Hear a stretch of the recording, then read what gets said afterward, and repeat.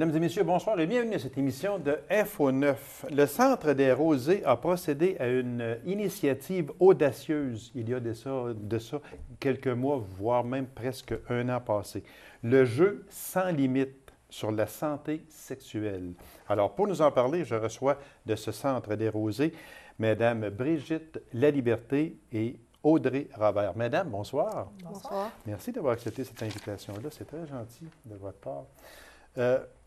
La première question, moi, qui m'est venue à l'idée quand j'ai lu un peu les notes que j'avais, c'est pourquoi dit-on que c'est une initiative audacieuse?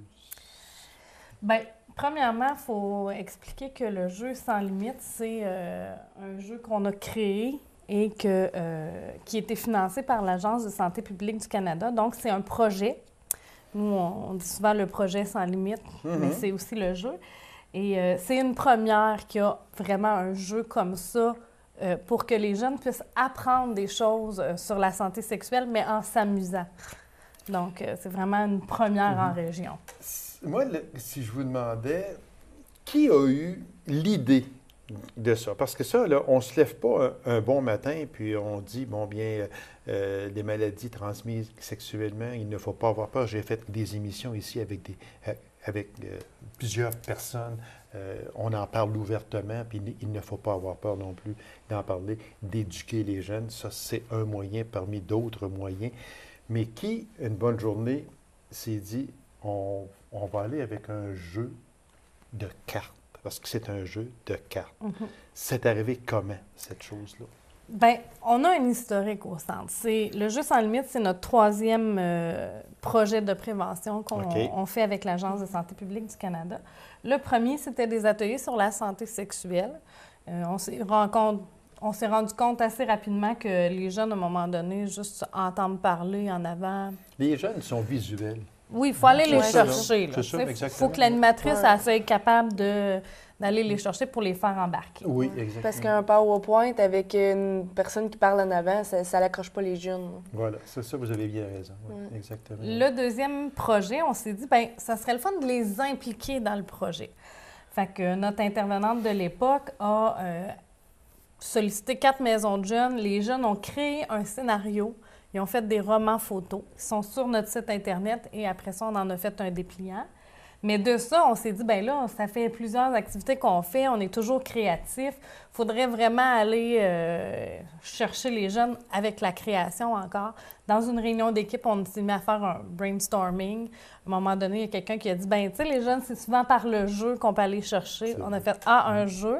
Et le jeu sans limite est basé un peu sur le même principe que Milborn. Que le Milborn, exactement, oui. Oui. Fait que parce que c'est vrai ce que vous dites, les jeunes, bien, les jeunes, pas seulement que les gens en général, quand on les assoit dans une salle, puis on a une vidéo ou on a un PowerPoint justement, là, puis bon, on passe ça sur écran et on explique, là, c'est là, puis c'est pas accrocheur. Bien, il faut que les gens puissent interagir. Puis surtout pour les jeunes, le but du jeu, c'est de parler, c'est de s'exprimer, c'est de négocier, c'est d'argumenter. Donc déjà là, les jeunes prennent leur connaissance avec l'idée de la carte, puis ils vont monter des arguments, ils vont monter des idées, ils vont développer leur connaissance sur la santé sexuelle. C'est ça, en fait, qui va les faire apprendre. Pas nécessairement de leur dire, mais que c'est eux qui s'expriment. Okay. Est-ce que vous trouvez que les jeunes aujourd'hui en parlent beaucoup plus de la santé sexuelle? Oui et non. Tout dépendant. Bien, tout dépendant des jeunes. OK. Ils vont en parler dans leur langage, avec leurs amis, mais souvent, ils vont quand même avoir des connaissances. Ils apprennent sur le terrain. Leurs connaissances sont erronées, là. C'est un ami qui m'a dit « Ah, ça se fait de même », ou... Puis c'est pas toujours les bonnes façons de faire. C'est vrai, exactement. Donc là, nous, on arrive avec un jeu, c'est plaisant, c'est amusant, tu joues avec tes amis, mais en plus, tu apprends les bonnes façons. On va demander, parce qu'on va montrer le jeu. Ici, à la caméra, on va demander Ben, regardez, moi, là, je vais vous laisser aller un peu, OK? Je vais Avec laisser ça, Audrey expliquer. puis, peut-être, OK, on pourrait changer de caméra, parce que je pensais que c'était... Mais j'aime mieux que ce soit vous qui l'expliquiez. Alors, vous allez l'expliquer. Là, quand j'avais dit tantôt, on ne regarde pas les caméras, mais là, oui.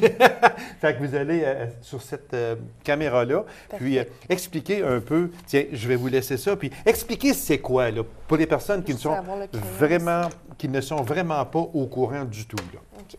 Bien, dans le fond, chaque boîtier contient la même chose. OK. Le boîtier qui est ici, là, on ne le présentera pas parce qu'il est vert, on ne peut pas le présenter. C'est ça. Là, mais OK. Mais chaque boîtier contient les mêmes choses. Et chaque jeu, à la fin de l'activité, chaque jeune repart avec une boîte contenant le jeu qu'il peut ramener chez lui. Et on en laisse dans les maisons de jeunes, comité jeunesse, locaux de jeunes, pour que les jeunes puissent jouer avec les animateurs. Donc, on implique aussi les animateurs, les intervenants, pour qu'ils puissent savoir comment jouer aussi et jouer avec les jeunes. Au moment où ils repartent à la maison avec un jeu, bien, ils peuvent rejouer avec leur frère, leur soeur, leur parent. Oui, exactement, c'est ça. Oui, c'est ça, avec leurs parents. Oui. Donc, on a premièrement les cartes, c'est sûr. On a plusieurs sortes de cartes. Donc, les premières cartes du paquet sont en fait les cartes comment se placer dans le jeu. Donc, on a des indicateurs, là, des petits bonhommes sourires là, qui nous indiquent comment se placer. OK. Si on est à 2, 3 ou 4 joueurs. Oui, c'est ça. OK. Fait que ça dit comment se placer pour être sûr qu'on est bien placé pour jouer au jeu. OK. Ensuite, On continue, OK. Ensuite, on a, c'est sûr, on a des cartes avancées. Donc, pour partir le jeu, il faut avancer. On a des cartes immunité qui nous servent, là, dans le fond, tout au long de la partie, à être immunisés contre certaines attaques que les jeunes font. Okay. Donc, on a comme la double protection, le condom, la pilule, condom à volonté, des choses comme ça, la clinique jeunesse qui aide beaucoup les jeunes. Okay. Ensuite, on a, je vais montrer les cartes attaques. Donc, on a plusieurs attaques qui sont jouées au fil du jeu par les jeunes. Et les jeunes attaquent l'autre joueur. Donc, le but, c'est d'attaquer les autres joueurs pour les empêcher de mettre des vies. Les vies, je vais vous les montrer après. Okay. Donc, il y a plusieurs sortes, comme par exemple, partage de jouets sexuels. Donc, il y a un risque à ce moment-là de contracter une ITSS ou le VIH. Okay. Donc, on met ce jeu-là sur la planchette, sur la planche de jeu, et l'autre joueur doit se défendre contre cette attaque-là. OK. Donc, à ce moment-là, bon, là, vous avez contracté le VIH-Sida. Donc, il y en a plusieurs, là, vous croyez avoir contracté la chlamydia. Donc, il y a plusieurs cartes d'attaque, un condom expiré, des choses comme ça que les jeunes vont attaquer les autres. OK. Puis ensuite, on se défend. Soit avec une carte immunité. Oh mon Dieu, OK. C'est vraiment bien fait. Oui. Hein? Vraiment. Fait que, exemple, je garde la même carte, le partage de jouets sexuels. Bon, le jeune peut se défendre s'il y a une carte d'immunité condom à volonté. Ben moi, je peux pas, j'ai pas de risque parce que je mets des condoms sur mes jouets sexuels. OK. Donc, il n'y a pas de risque. Cependant, si le joueur n'a pas de carte immunité, parce qu'il y en a quand même juste 4 par paquet. OK, puis là, il peut les avoir toutes dépensées, autrement dit, c'est ça, non? Oui, bien la carte immunité te sert tout au long de ton jeu. OK. Fait que si tu l'as une fois, tu l'as pour toutes. Fait que ça peut te servir, exemple, condom à volonté, bien, ça peut te servir contre, justement, partage de jouets sexuels. Ça peut te servir contre... condom expiré. Condom expiré. OK. T'en as plusieurs, donc t'en as des pas expirés. C'est OK. Celui que tu prends qui n'est pas expiré. OK. Vous êtes enceinte. Ben, tu sais, ça peut servir pour... ben non, j'avais des condoms, puis ils n'ont pas été percés et tout, donc... Fait que les jeunes, avec ça, apprennent également. Exactement. Bien, le but, c'est... Là, mettons, il y a la carte partage de jouets sexuels. Le jeune dit « Ouais, mais moi, j'ai condom illimité comme immunité. » Il doit expliquer aux autres joueurs, mais comment les condoms à volonté peuvent te protéger contre le partage. Okay. Exactement. Okay. Il faut que là, les autres joueurs acceptent l'argumentation. L'argumentation. Oui. Mon Dieu, fait qu'à ce moment-là, s'ils n'ont pas de carte immunité, il y a plusieurs cartes défense. Donc, tu vas avoir des cartes comme passer des tests de dépistage, des cartes échantillons de condoms. Donc, oui, tu partages tes jouets sexuels, mais tu as des échantillons de condoms qui te permettent de le faire de façon sécuritaire. Ou une allergie au latex, tu as une attaque d'allergie au latex, bien, on a la carte condom sans latex. Donc, ça l'apprend aussi aux jeunes. C'est vraiment tout pensé, ça. Oui, ça l'apprend aussi aux jeunes à qu'est-ce qu'il y a dans la vie qui peut te permettre de te défendre contre le risque de contracter des ITSS comme le VIH. Le VIH-Sida. Fait que le but du jeu, c'est d'accumuler des cartes de vie. Donc, on en a de 50, 25, 10, 5. Le but, c'est de les accumuler. Une partie peut durer environ 1h30, 2 heures. Ça peut durer aussi longtemps que vous le voulez, finalement. Okay. Parce que, généralement, une partie, on dit 250 vies. Donc, la personne, au fil du jeu, va accumuler des vies.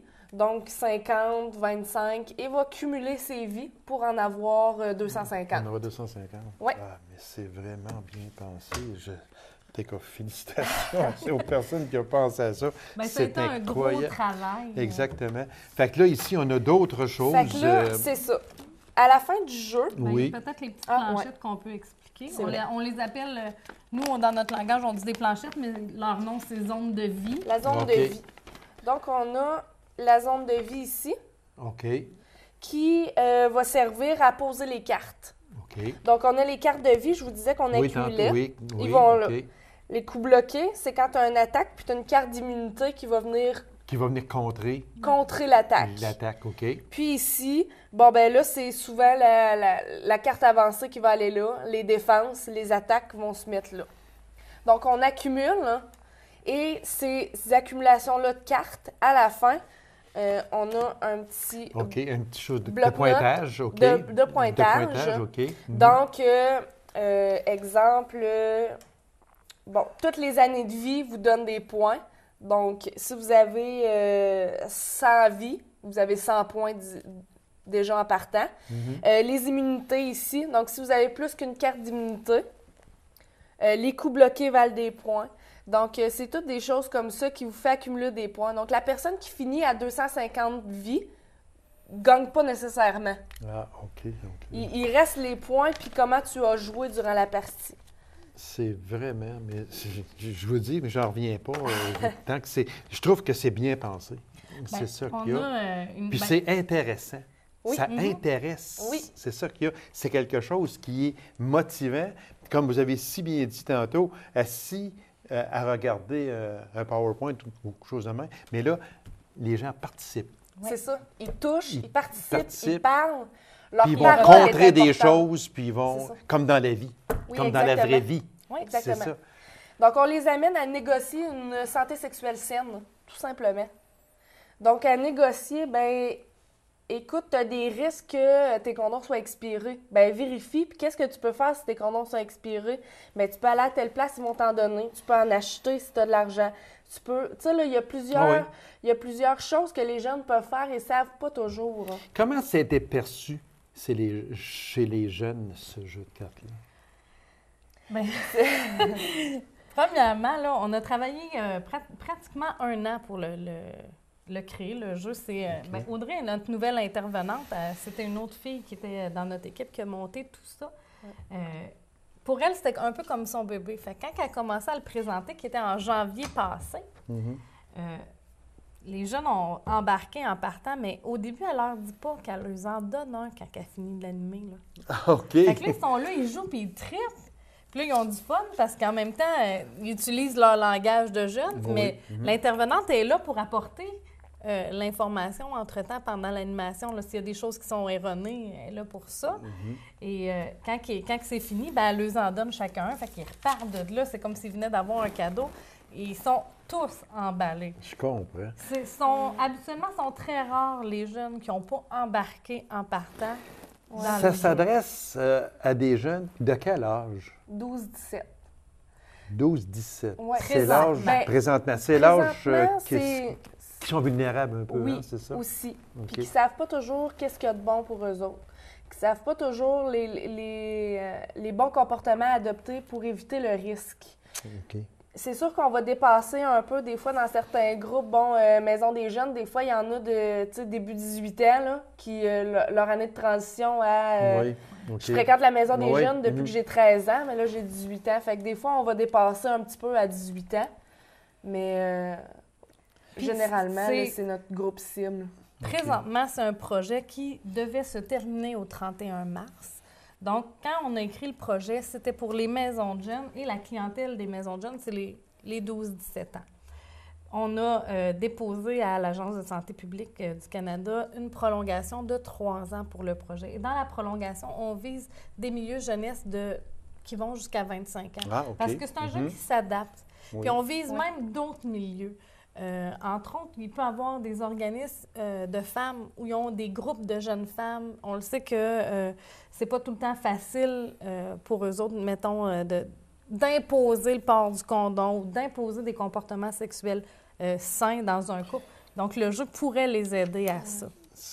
Dans mon cas, moi, je suis vraiment renversé de ça parce que réellement, c'est qu'il faut aller chercher de quoi qui va intéresser les jeunes. Parce que les jeunes, aujourd'hui, c'est peut-être plus difficile un petit peu à les intéresser, mais lorsqu'on sait comment aller les chercher, les jeunes vont suivre facilement. Puis pour un parent aussi, on a eu plusieurs articles qui ont paru dans les journaux régionaux et suite à ces articles-là, on a eu des milliers de téléphones de parents, de grands-parents, d'intervenants. Parce qu'il reste à peine 2 minutes, je voulais en emmener justement comment réagissent les parents face à ça. Super bien. Sûrement, mais sûrement. Parce que des fois, ce n'est pas donné à tous les parents de donner des conseils sur la sexualité à leurs enfants. Et là, de le faire par le jeu, pour le parent, ça enlève déjà un stress. Bien, je comprends, c'est sûr, c'est sûr. Oui. Puis, le parent pourra peut-être compléter la carte entre parenthèses, là, dire oui, oui, ça, c'est vrai que c'est telle chose. Ça ne viendra pas de lui, le parent, mais il va compléter la carte, par exemple, par l'expérience, c'est sûr. Exactement. Mais je trouve ça vraiment extraordinaire. Ceux qui en voudraient des jeux de même, ils font quoi, mes deux madames? Moi, je vous dirais que les jeunes de 12 à 17 ans, c'est d'en parler avec leur animateur de maison de jeunes, OK. De s'organiser pour qu'il y ait une activité sans limite de prévue dans leur maison de jeunes. Pour les parents, les grands-parents, les intervenants, les gens peuvent communiquer avec nous au Centre des Rosées. Le numéro de téléphone, c'est le 819-764-9111 ou dans le numéro sans frais, c'est le 1-800-783-9002. Et puis, les gens peuvent faire la demande. C'est sûr que nous, tant que ça cadre dans nos objectifs de projet, on peut les envoyer. Voilà. On les envoie par la poste et alors, on vous dit amusez-vous bien. Sainement. Alors, mesdames, La Liberté et Robert, merci infiniment et continuez votre excellent travail. C'est important, la santé sexuelle. La santé est importante, mais la santé sexuelle est vraiment très importante. Félicitations à vous. Puis, les jeunes ont besoin de vous autres. Merci. C'est moi qui vous remercie. Alors, mesdames et messieurs, courte pause, on revient immédiatement après. Restez avec nous.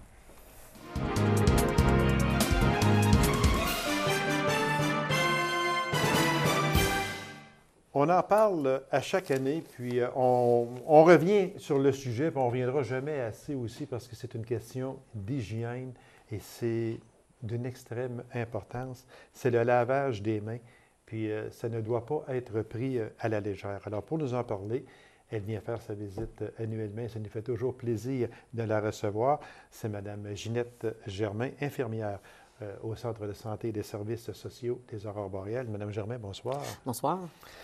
Mme Germain, d'entrée de jeu, je le disais, le lavage des mains, des fois, les gens sont portés, peut-être moins aujourd'hui, mais il y a peut-être 7, 8, 10 ans passés, le lavage des mains, ça nous paraissait peut-être un peu secondaire.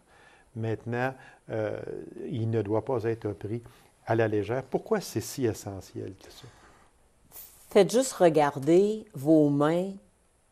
Observez-vous durant à peu près peut-être 10 minutes combien de fois vous allez toucher au comptoir, combien de fois vous allez porter votre main au visage. Oui, on va frotter nos yeux, on va toucher nos cheveux, on va reprendre quelque chose. On est à l'épicerie, on prend un fruit, un légume. Oui. Un panier. Oui, un le panier. Là, j'en ai vu entre les cas. Tu sais, dans le temps de la grippe, là, tu sais, là... oui, mais c'est pas juste dans le temps de la grippe. Non, mais il y en a, on dirait que quand c'est le temps là, de la grippe, là, on voit des choses là, que... Ah oui, les gens, ce on n'est les voit se vraiment pas, moucher, oui. et après ça, bon, ils vont prendre le panier. C'est ça, La personne exactement. suivante va reprendre ce panier-là. Heureusement, ben, il a fallu avoir un événement malheureux quand on a eu l'éclosion de H1N1. H1N1, oui. Et ça l'a comme fait réfléchir les gens beaucoup. Oui, il y a eu toute une saga autour de ça. C'est une vraie éclosion, pas une vraie éclosion, etc. Bon, oui, il y a eu éclosion parce qu'on a eu des cas positifs sur le territoire et on en a eu plusieurs. Okay. De par mon travail, je les suivais tous. Là, j'avais toutes les statistiques. Alors, oui, on a eu une éclosion, mais elle s'est propagée rapidement parce que c'était une nouvelle souche de virus d'influenza. Alors, les gens n'étaient pas immunisés. C'est de là un peu qui a parti là, le lavage des mains. Là, oui, les épiceries se sont mis à mettre des petites lingettes désinfectantes pour essuyer les poignets. On fait juste penser aussi, les parents, ils mettent leurs enfants dans le... Souvent, il y a des petites choses pour les enfants, avec mais souvent... deux trous. Oui, là, le petit bonhomme se met là, les mains jambes, là-dessus, puis un petit enfant, c'est quoi? Ça se porte les mains à la bouche régulièrement. Alors, le petit enfant attrape une gastroentérite parce qu'on sait que le virus peut vivre quelques heures sur des surfaces inanimées. L'influenza, ça peut vivre jusqu'à 48 heures sur une surface inanimée, c'est-à-dire qu'une surface comme le bureau ici qui ne serait pas nettoyée pendant X jours. Alors, c'est sûr et certain que l'enfant va l'attraper. Comme la gastro, ben, on doit avaler la bactérie pour avoir la gastroentérite. Alors, quand on va... quelqu'un qui sait déjà qu'il y a de la diarrhée, qui s'en va à l'épicerie puis qui commence à toucher un petit peu à tout, lui, là, c'est... Nous autres, on les appelle les pyromanes des bébites. Un pyromane, ça met le feu partout. Oui, ça met le feu partout. Alors, on les appelle les pyromanes des bébites. Et ces gens-là mettent le feu partout. Et il y a des gens, malheureusement, qui vont prendre le fruit. Puis des gens qui ont la manie aussi de donner un petit raisin au petit bonhomme dans le panier pour qu'il arrête de pleurer. Alors, ils ne savent pas ce qu'ils mettent dans la bouche de leur enfant tout le temps. C'est pas toujours pareil. Ce sont des choses à faire attention, beaucoup. C'est des gestes banals, mais on ne s'en rend pas compte. On ne s'en rend vraiment pas compte. Nous, on fait une expérience quand on rencontre des fois des... exemple, je vais au Jardin du patrimoine à La Sarre, puis on rencontre les résidents. Et même avec le personnel, je fais cette formation-là aussi, on a un liquide un petit peu, c'est un marqueur. Et ce liquide-là apparaît seulement sous une lumière UV. Ah, d'accord? Okay. Alors, on le met comme une crème à main. Okay. Les gens ne le voient pas. Et on lui dit, bon, allez vous laver les mains, comme vous faites normalement. Les gens se lavent les mains. Et ensuite, on a une petite boîte, là, puis il faut qu'il le fasse noir, n'est-ce pas? Oui. Alors, les gens mettent leurs mains, puis ils restent surpris de voir partout où est-ce que le petit liquide apparaît. Ça veut dire qu'il y a une bactérie. Bien, ça ne veut pas dire que c'est une bactérie, mais ça veut dire que ça n'a pas été lavé. Ah, OK. Ça n'a pas été lavé. C'est ça. Ça n'a pas été lavé. Ça n'indique pas qu'il y a des bactéries, parce que des bactéries, on en a naturellement sur notre corps. C'est ça. Il y a des bactéries qui sont vraiment naturelles à notre corps, puis regarde là. Fait que là, avec ça, ça montre des endroits qui n'ont pas été lavés, frottés. C'est en plein ça. Et souvent, ce que les gens vont oublier de faire entre les doigts et vont oublier de faire leur pouce. Les gens, ce qu'ils vont faire ça comme ça.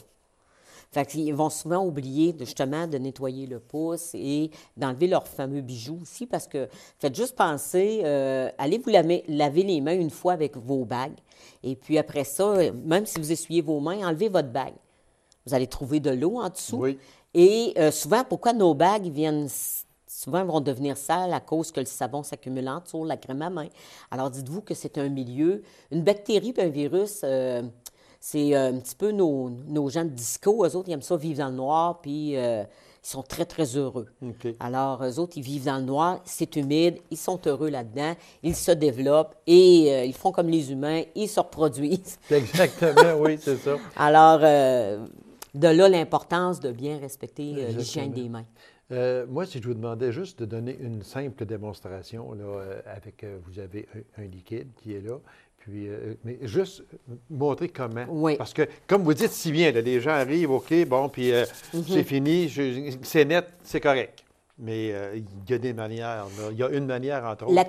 La technique avec le gel alcoolisé, en passant, c'est un désinfectant. Ça ne lave pas. Alors, si on a vraiment les mains souillées, je ne sais pas, exemple, on sait qu'on peut avoir... quelqu'un va changer la couche de son bébé, bien, on calcule qu'il a probablement les mains un petit peu plus souillées. Mais habituellement, ça désinfecte. Fait que quelqu'un qui jouerait dans la terre,